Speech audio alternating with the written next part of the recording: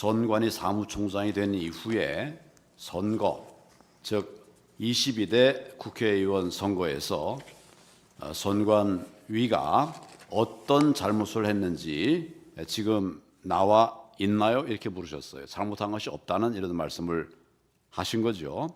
22대 총선에서는 아무 문제가 없었다고 생각하십니까? 아닙니다. 선거 관리에 대한 하자가 열 몇 건 정도 발생했습니다. 예를 들어서 공직선거법 제 157조, 158조 뭐 잘 아실 거예요. 투표관리관은 투표 용지를 교부함에 있어서 사인, 즉 개인 도장을 찍게 되어 있는 것은 잘 아시죠? 법상 그렇습니다. 법상 그렇죠. 그런데 지금 선관위에서는 투표관리관 개인 도장을 사용하지 않고 있는 것도 잘 아시죠?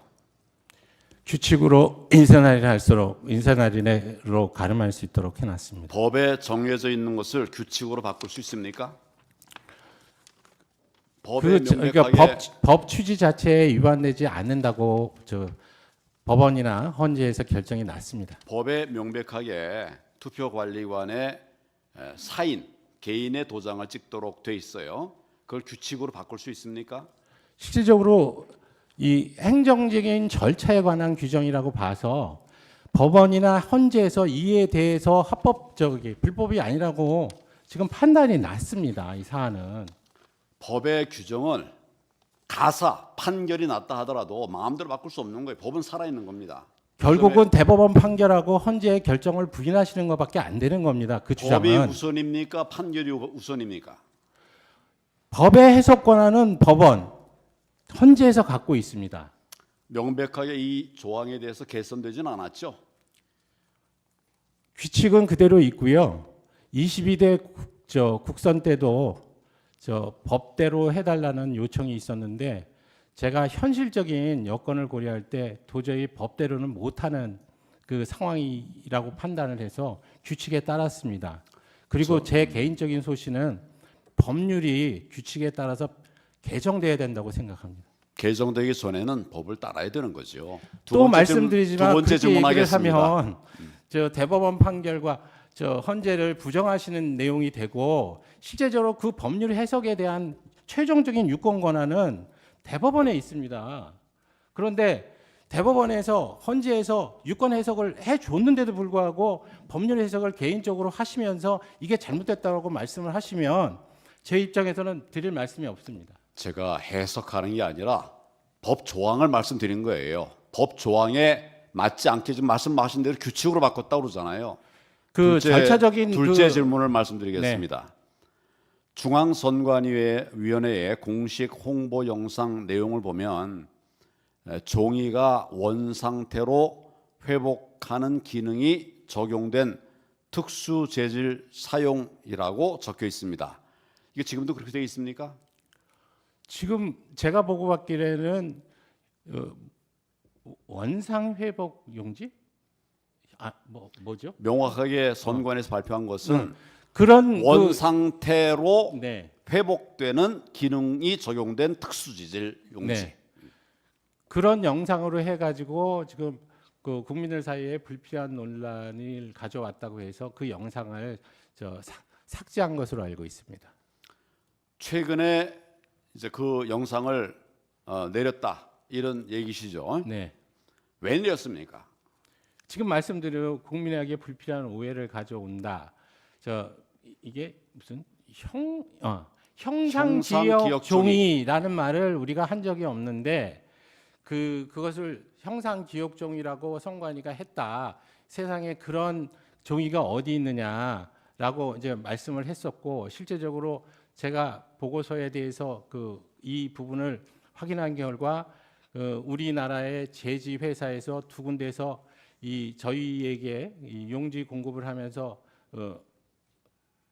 강조했던 부분은 복원력이 우수하고 뭐 그런 내용들이 돼 있는데 그것을 지금 말씀하신 대로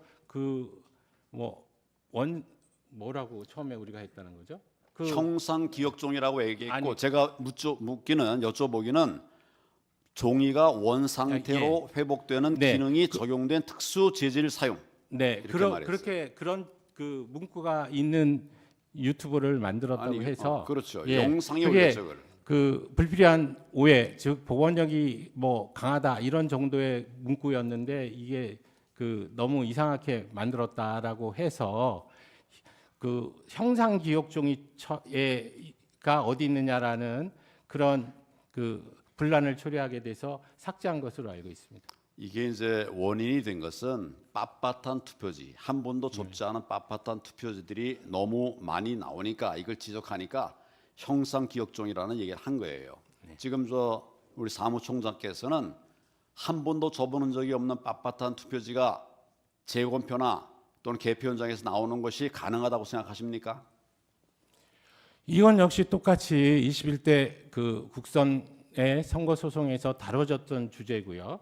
거기서 대법원이 그 검증한 결과 그것은 정상적인 투표지다라고 결론을 내린 것으로 알고 있습니다. 판결의 내용을 제가 묻는 게 아니라 우리 사무총장께서는 빳빳한 투표지, 다시 접은 것들이 회복되는 이런 투표지가 가능하다고 생각하시냐 이걸 여쭤보는 거예요. 그 부분은 제가 잘 모르겠습니다, 사실. 그래서 저는 이 부분을 실제적으로 보고 감정한 대법원의 판결 결과를 믿을 수밖에 없지 않느냐는 말씀을 드리는 겁니다. 저는 종이가 회복된다고 하는 이 이야기를 여쭤보는 거고 제가 확인한 바에 의하면 이건 불가능한 겁니다. 이 점에 대해서 사무총장이 이 부분을 명확하게 확인하고 대법원 판결에만 이렇게 미룰 것이 아니다 이런 점을 제가 말씀드립니다. 한 가지만 더 여쭤보겠습니다.